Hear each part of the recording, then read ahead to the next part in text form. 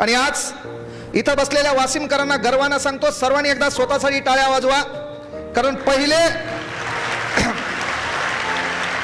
आणि ह्या ज्या तुमच्या टाळ्या आहेत त्या आमचे मित्र सुमित घोटेसाठी एकदा जोरदार टाळ्या वाजवा.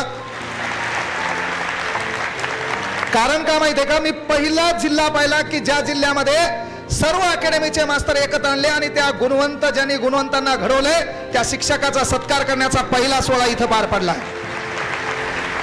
मी अख्ख्या महाराष्ट्राच्या कानाकोपऱ्यात पोहोचलो, अख्खे लोक माझे स्टेटस ठेवलेत, पण परभणीच्या एकाही दलिंदरानं मोहा सत्कार केला नाही आतापर्यंत.